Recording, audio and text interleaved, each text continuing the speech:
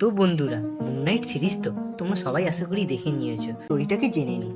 তো মুন নাইটকে তো অনেকেই মার্ভেলের ব্যাটম্যান বলে। মুন নাইটের আসল নাম হচ্ছে মার্ক স্পেক্টর।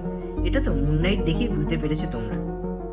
ছোট থেকে সে লাইফের অনেক কিছু খারাপ দেখেছে, তাই মার্ক মেন্টালি আনস্টেবল হয়ে পড়ে। এখানে ওর দুটো আইডেন্টিটি তৈরি হয়, একটা হচ্ছে স্টিভেন গ্র্যান্ট আর একটা হচ্ছে জ্যাক লকলি।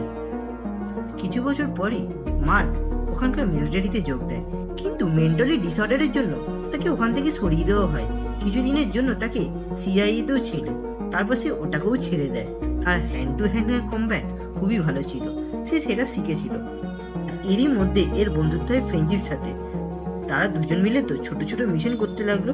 আর এরকমই একটা মিশনের জন্য তাকে একটা ক্যারেক্টার হায়ার করেছিল। তারা এনশিয়েন্ট ইজিপ্টে কিছু একটা খুঁজতে যাচ্ছিল, যেখানে তারা খবর পেয়েছিল তার মধ্যে নাকি অনেক সোনা আছে। আর কিছু এগ্রিমেন্টের জন্য বুশম্যান ওখানে সবাইকে মেরে দেয়। মার্ক এইসব দেখে বিশ্বাস করতে পারছিল না, তাই সে বুশম্যানের উপর আক্রমণ করে দেয়। দুজনের মধ্যে লড়াই হলো, কিন্তু এই লড়াইতে মার্ক অনেকটাই আঘাত পেয়েছিল। আর ওখানকার লোকাল মানুষেরা ওকে এনশিয়েন্ট গড খনসুর টেম্পলে নিয়ে যায়, আর ওকে ওখানেই রেখে দিয়ে চলে আসে। এখানেই মার্ক খনসুর একটা ভিশন দেখে, আর মার্কের সোল তো খনসুর সাথে কথা বলতে লাগলো। ওখানে খনসু ওকে দুটো চয়েস দিল, একটা হচ্ছে তুমি মরে যাও, নয় সে খনসুর জন্য তার সাথে মিলে অন্যায়ের বিরুদ্ধে লড়াই করে।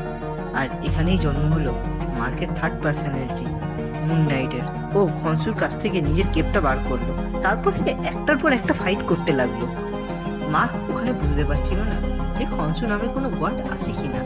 আসলে তার এতগুলো আইডেন্টিটি তৈরি হয়েছিল, এনে সে ভাবছিল হয়তো এটাও একটা আইডেন্টিটি তার।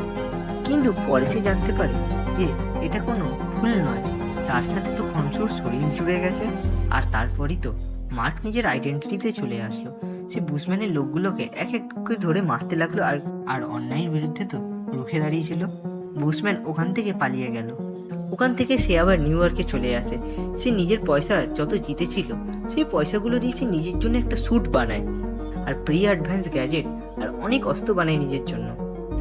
আর এই মুন নাইটের জন্য সে অনেক রকম পার্সোনালিটি নিজের ব্যবহার করত, মানে তিনটে পার্সোনালিটি তিন রকমভাবে সে ব্যবহার করত। স্টিভেনের কাজ ছিল হচ্ছে তার ফাইন্যান্সিয়াল সাপোর্ট দেওয়া।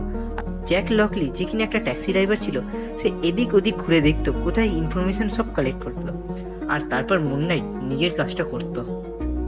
তারপর মুন নাইটকে অনেক কিছু কমিকে দেখা গেছে, যেমন কি তোমরা ধরো ওয়ারউলফ নাইটে, ওকে ওয়ারউলফ নাইটে ওয়ারউলফকে ধরে আনার কথা বলা হয়েছিল, কিন্তু পরে মুন নাইট জানতে পারলো যে একে তারা একটা ওয়েপেনের মতো ব্যবহার করবে।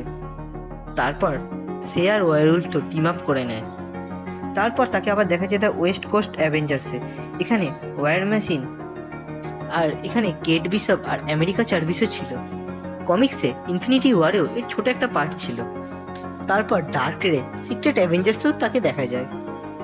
এর ডিফারেন্ট পার্সোনালিটির জন্য একে অ্যাভেঞ্জার্স থেকেও একটা সময় তাড়িয়ে দেওয়া হয়েছিল। মুন নাইট মার্ভেলে একটা ব্যাডেস্ট ক্যারেক্টার হিসেবে ছিল।